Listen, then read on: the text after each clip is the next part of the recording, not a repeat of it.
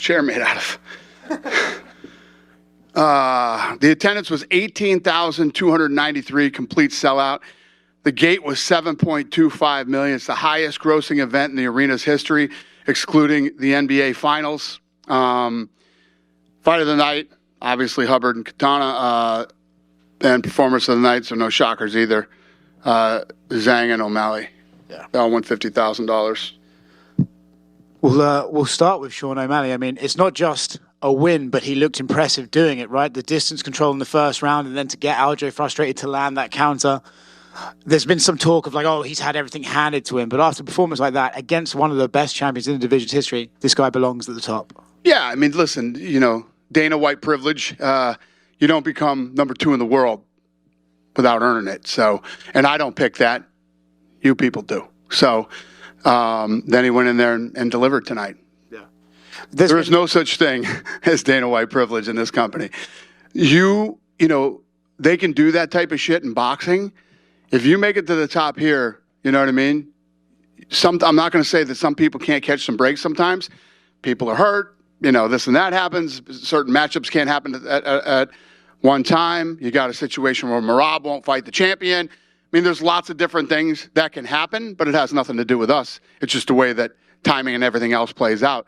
When you get to a title shot, you've earned it here. What did you think of his performance? Who? Sean, tonight. How good did he look? How do you even want me to answer that question? He knocked him out. In my head, when you think about the fight and you think about Sterling, you say to yourself, how does Sean beat this guy? How does Sean stop the takedown? He's not going to be able to stop the take. Maybe he'll do it a couple times, but all night. Cejudo couldn't. But you never know, man. Styles make fights, and things happen in fights that you sometimes don't expect. And he got caught and he got stopped. There's a lot of talk about this guy's potential as a star for the UFC. I mean, he does crazy numbers already. How much more does a championship add to that star power for Sean O'Malley? We broke the all-time gate record here. Bruce Springsteen just played here and did $5 million. We did over $7 million. Okay, with the Boston Garden. We're the biggest thing other than the craziest fucking sports town on earth, other than their team that plays here. We're the biggest thing that's ever been here. So what does that tell you about O'Malley? This is also the biggest bantamweight championship fight ever on pay-per-view globally. It broke the record. Biggest bantamweight championship fight ever. I'm sure you saw the crowd at the end.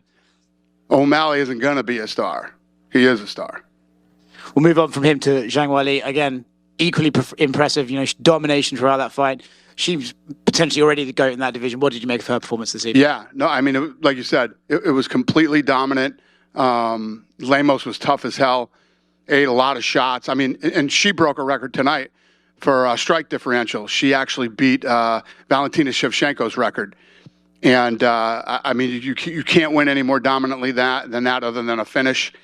She got out of a pretty scary choke at one point. I mean, she looked good. Especially, I mean, Lemos is so tough, and Lemos hits like a man. You know what I mean? When she throws punches, they have bad intentions, and she caught Weili a few times with some good shots, and she took those too. Weili Zhang is a beast.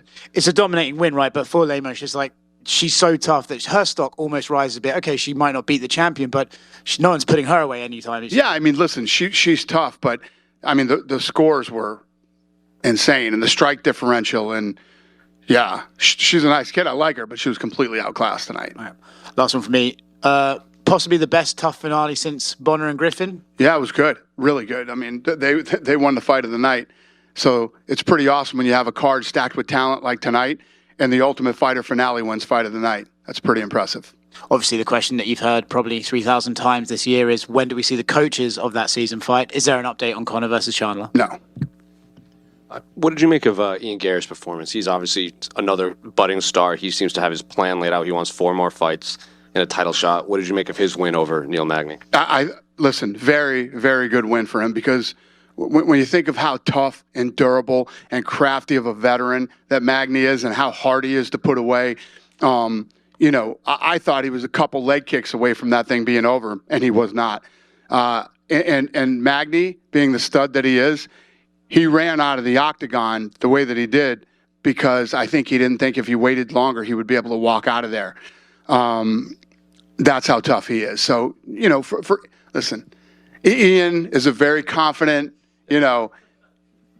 he when he looks back at the tape tonight and watches, how a crafty veteran like Magny got to the end of the third round, I think he'll learn a lot from this fight.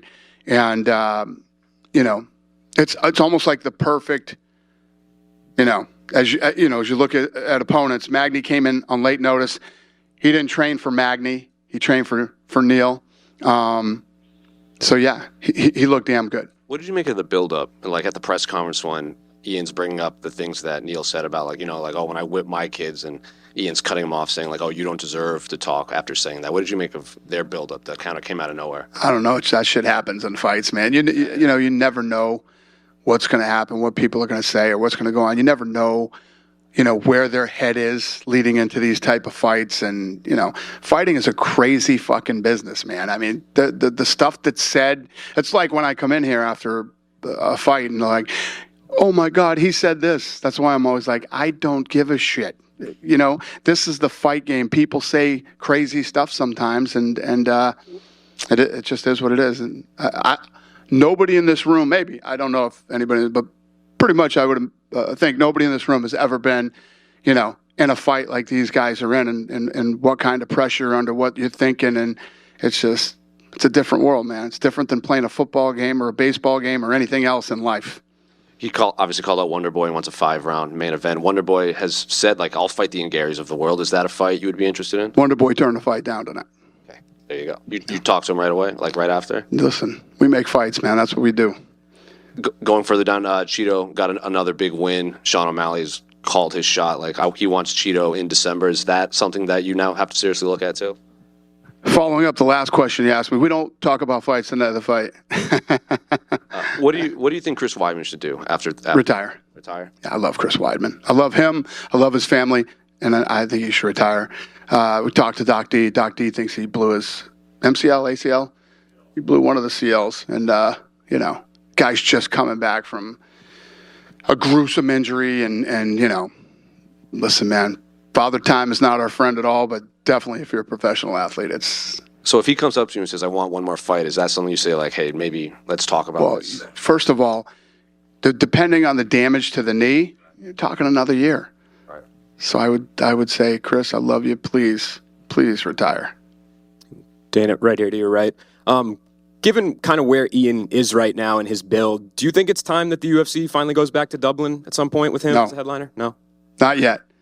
One more move, then we go to Dublin. Gotcha. And kind of sticking with the locations, you had expressed after Weili's last fight, that I believe it was her last fight, or maybe it was when Yan Xiaonan won, that you want to go back to China this year. Is that something that we should expect to see Weili in the near future? Probably. And then one more from me. We talked to Joe Lozon yesterday at a Q&A. This is the first New England card you guys have held where there's no New Englanders on it. He said that he had hit you guys up a bunch to get on this card, and that he was told his services weren't needed.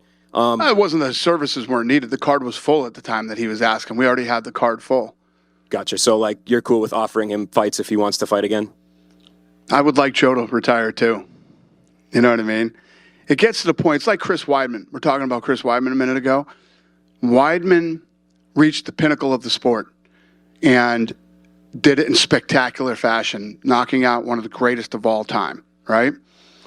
And what's now? Why? You know what I mean? To come back and feel it one more time. We felt it tonight, and he blew his knee out, and he's going to have to go through crazy surgery again and recover from it. It's just wow, you've already done it all. You've accomplished everything that you could hope to accomplish in the UFC. And saying that, so is Joe Lozon. Joe Lozon at one point held the most fight of the night bonuses or performance bonuses or whatever it was. He's been a part of the Ultimate Fighter. He's done so much in the sport. You get to an age where it's just come on, guys. And last one for me, the tough finale. Sometimes we see guys that lose the tough finale, that's it for them. They don't have another UFC fight. But Cody Gibson, safe to say that he'll be sticking around? Yeah, everybody's blowing me up saying give them both a contract. Yeah, he'll be sticking around. And actually, I lied. I have one more. We didn't hear from you after Corey Sandhagen's win recently. I guess I just want to kind of figure out what you thought of it and kind of where he fits in this picture. Yeah, listen, he's a stud. He's been apologizing to me nonstop about his performance. He needed elbow surgery, hurt himself, and I said, kid, every fight can't be the greatest fight you've ever seen. Your performance before that was amazing. You stepped up and you took this fight again on short notice. Stop beating yourself up, man. You know what I mean? Every fight you see isn't going to be the greatest fight you've ever seen. And every fight you fight can't be the greatest fight you've ever fought. You won. You're in a great position. Heal up, get your shit together, and we'll get you back in there. And, you can erase everybody's memories of people thought that was whatever people thought of it. Yep. Dana, right here Yeah. in the front, a few questions for you. I know you don't like to make fights, so I'm not going to ask you about a specific fight, but how you did just say that you don't want Ian to go to Dublin next. I mean, I do want Ian to go to Dublin, just not next. not next. Madison Square Garden, he's got to go. Okay, that was the question I was going to ask you. I mean, Irish guy, Madison Square 100%. Garden. You Is that like a done deal? You get him there? There's a blueprint for this shit, and we got it. So you just talked about Sean O'Malley saying how pro the crowd was with him. I don't remember the last time I saw a crowd be that one-sided for a guy who wasn't their hometown since probably Conor versus Dennis Siver right here. it's true. We always talk about who could be the next Conor, Ronda Rousey, Brock Lesnar. What about beyond that?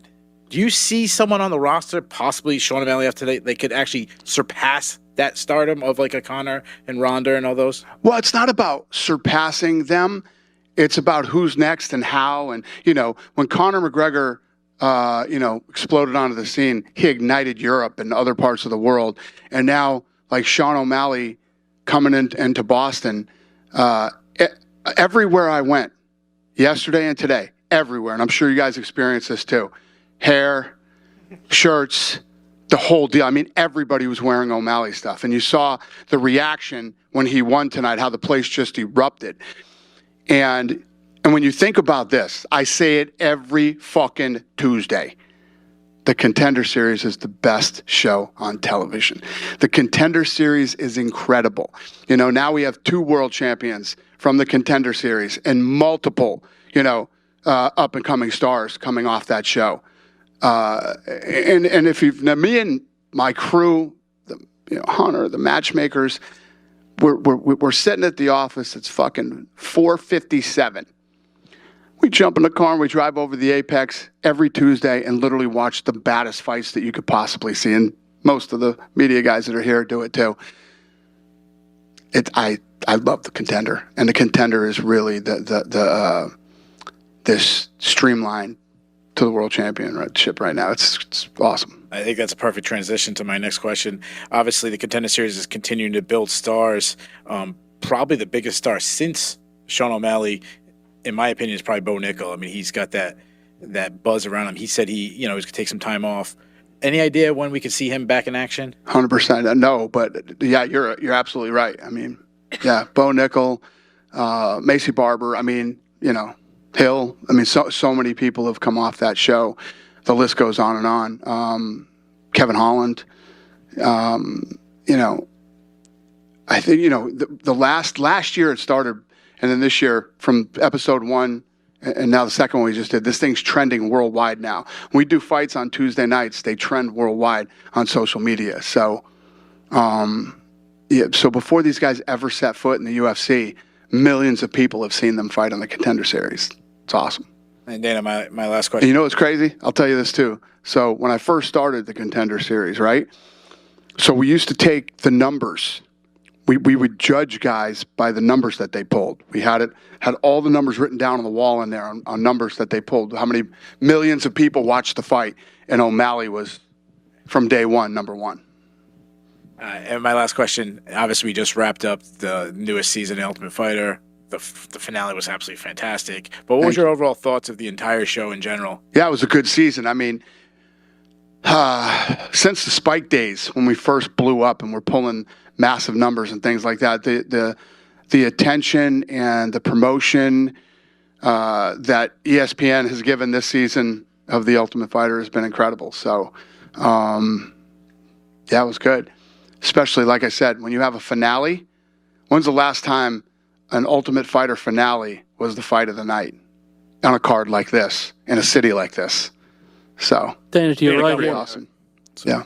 What do you think should be next for Aljamain Sterling? Going into the fight week, he was talking about potentially going up to 140. That's probably what he'll do. I don't know. Has he been in here yet? No. Yeah. Yeah, ask him. But if you're asking me right now, I'll bet he's going to say, I'm going to move up. Okay. Yeah. If he were to want, say, like an immediate rematch or something like that, he was a very successful champion. Not even thinking about that right now. Okay.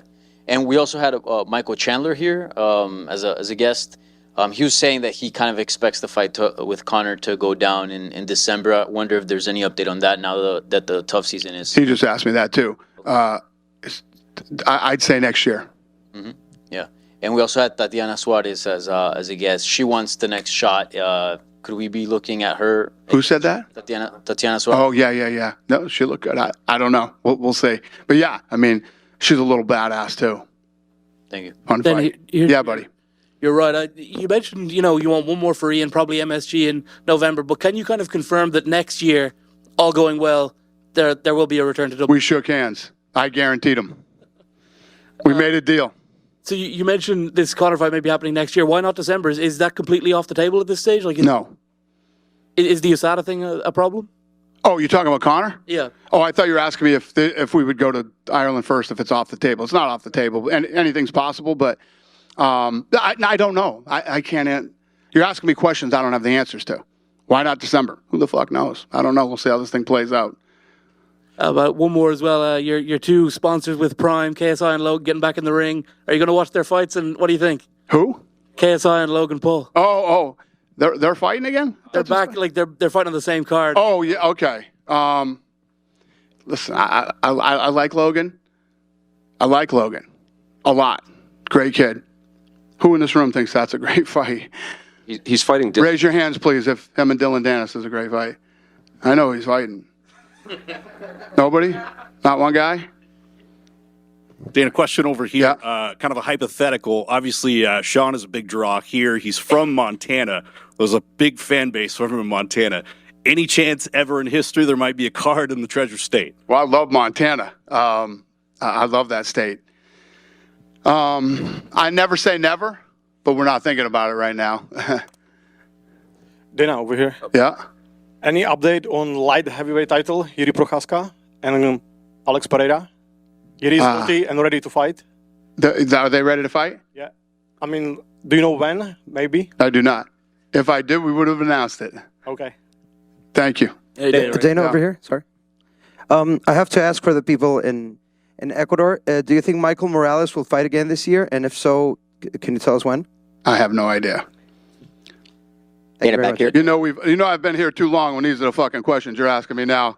Hey, when this guy's gonna fight, what about that guy? What do you got? Hey, how you doing? Good. So I talked to the great John Anik, and he thinks the Patriots are not going to go to the Super Bowl. Are you ready to reprimand him, or what do you think about that? That's just fucking rude. John Anik, are you crazy? I would love to see them go to the Super Bowl again, but I say it all the time. Over the last 20 years, the Patriots have given us so much joy and happiness. You know what I mean? We can take a little rebuilding time if we need to, but shame on you, John Anik. So, question for me. Obviously, you brought up the Contender Series and Sugar Sean O'Malley coming from that system and making his way up to the championship. But there are so many different promotions like Ring of Combat with the great Lou Negale, who I work for, and also like Titan FC and a bunch of different feeder systems. Like, is there any talent that you have your eye on, or somebody that you're going to be inviting to the Contender Series that you have high hopes for, or anybody? Well, we're in the second week. We got 8 more weeks left of the Contender Series. Fair enough, sir. So, yes, we have tons of talent coming through there. And I don't think we've turned down a fighter. We've picked every fighter in the first 2 episodes. We haven't even – we picked every fighter that's fought on the last 2 episodes. So, listen, I love Tuesdays. It's my favorite time of the week. I love that show, and I'm excited for the next 8 weeks. And there's tons of talent coming through. You got an eye for talent. I have to admit that. But Thank you. nevertheless, is there anybody on this card that popped out. Like Ian Gary was amazing. And is there anybody that like popped out for you on the card that really stood out for you that you're gonna move up or? Well, anybody? I would say the entire undercard looked incredible. I mean, you know, as you got into the main card, there were a lot of fights that people were highly anticipating. But, you know, when you talk about Gibson and Katana, unbelievable fight. When you talk about Silva, you know, there was just so many great fights on the Rodriguez. I mean, the undercard was incredible. Fair enough. Thank you very much, sir. Thank you, sir. Hey, Dana, Right here, just a buddy. quick one. Any update on if you guys are coming back to Atlantic City this year? I know that was rumored for December. I don't know. Yeah, Dana. Good enough I for me? hope so. You hope so, he said? I hope so. Yeah. Thank you, Dana. All right, buddy. Dana, right here down the middle. Yeah. We spoke to Ian Gary earlier in the week, and he said that he was surprised that fellow Irishman Paul Hughes hasn't been signed to the UFC. Is Paul Hughes on your radar at all? Do you know how many guys are surprised that their guys they're friends with haven't been signed to the UFC yet? I hear that every day. But you know, with the Contender Series going on right now, and with the amount of fights that we put on right now, the other thing that's happened is we've had. It's been a while since the injury bug has fucking terrorized us like it has over the last few months. So if he is somebody that is that good and that we're interested in, Sean and Mick will find him and bring him in here. And Conor McGregor was tweeting after Kurt Hallball's win that he wants to see him rematch Lee Hammond from this season of The Ultimate Fighter. Is Lee Hammond potentially going to get a second shot at the UFC? I don't know. We'll see. And last one for me. You said this event broke the bantamweight title fight pay-per-view record. Yeah. Do you have a current estimate on that number? I do, but that belongs to ESPN, so I don't give that out anymore. But yeah, it crushed the record for the bantamweight championship. Yeah, this thing broke tons of records. The gate, the pay-per-view, social media was massive too, and now that he won, it's probably going to be even bigger. And I guarantee we're going to do an economic study on Boston. You know, the economic impact that we had on this city had to be massive too, for not a Celtics or a Bruins game or Patriots game. You know what I mean? So, yeah. Thank you, Dan. Big night. Hey, Big Dana, night. how are you? To your left. Now, given O'Malley's meteoric rise, right? You know, Snoop Dogg at the Contender Series, there have been a lot of people saying that he was going to be a champion really early on in his career. Was there a moment where you knew that he would be a future champion, or you first thought that? Well, I think people thought that for a long time, and then he got a lot of criticism after the Cheeto Vera fight. You can never tell in this sport, man. You never know how. Listen to me. Don't fucking lie to me. How many people thought he was going to win tonight? Raise your hand. No, go ahead. Raise your hand. Don't be shy. One guy? Two guys? No? Yeah? You? How many reporters are in here tonight, Lene? 7. Huh? 70. There's 70 reporters in this room right now. One guy raised his hand that thought Sean O'Malley was going to win tonight, right? Who the fuck knows? This sport is crazy. I mean, anything can happen on any given night. And it happened tonight. You know, most of you that follow the sport and are educated in the sport said what everybody said. How does he not get taken down and absolutely destroyed on the ground? How does he stop the takedown? Maybe he'll stop it a few times, but the longer this thing goes and the more he defends the takedown, he's going to be in big trouble. And here we are in this room now talking about how Sean O'Malley is the champion. So you don't ever really, let's talk about Bo Nickel that he brought up the other day, a couple minutes ago. He was great. Unbelievable. Once you crack that top 5, very few people make it into the top 5, right? It's a whole nother ball game when you're in the top 5. So 69 reporters in here said no. One guy raised his hand and said yes. What the fuck do I know? You talked about wanting to do an economic study, and this weekend, especially in Boston, it seemed like a lot of green hair and a lot of country hats for that Morgan Wallen concert, right? Given the impact that Sean had, have you seen something like that around a city that one fighter can have so many people? You know, not since the rise of Conor McGregor, yeah. Not since the rise of Conor McGregor. And Ronda, too. When Ronda started to really take off, Ronda had that buzz, too. Chuck Liddell. Given how well it did in Boston, would you consider coming back anytime in the near future? I know that COVID really impacted things, but Anytime I get an excuse to come back to Boston, I'm coming. Believe me. Like I say, when we go to all these cities, and listen, we've been selling out since you could put people back in the arena again. And there's so many places that we haven't been. Tonight, when we do these events, we have lots of sponsors and other people here. So people were hitting me up tonight. When are you coming back to Chicago? When are you coming back here? When are you coming back there? So, so many cities that we got to get back to. But I love this city. I love the Encore. I love the food in the North End. I mean, it's just, I love the steak tips out in South Boston. I'll get back here as many times as I possibly can. Awesome. Thank you. Thank you. You guys done with me? So, Donna. One more? Yeah. Yes, Donna, Donna, sir. This is from China Migu. Currently, Wei Li and Lem's fight attract over 1.9 billion views in China's social media. So, however, consider bring the UFC back to China this year? That makes me very happy, sir. I'm happy to hear that. And the answer is yes. Do you know when? I do not. As soon as possible. So you see really, from 2018 when she got into the UFC, and now she improved herself very well. Who do you think the next challenger for her? I don't know. If this game, we're working on that right now. She's up next. She'll be in here. I think you should ask her who she wants to fight. She's the queen. She's the champ. She's a beast. She can do whatever she wants. So, talk to her. Cool. Thank you. Good? All right. She's up next. Have a good night, boys.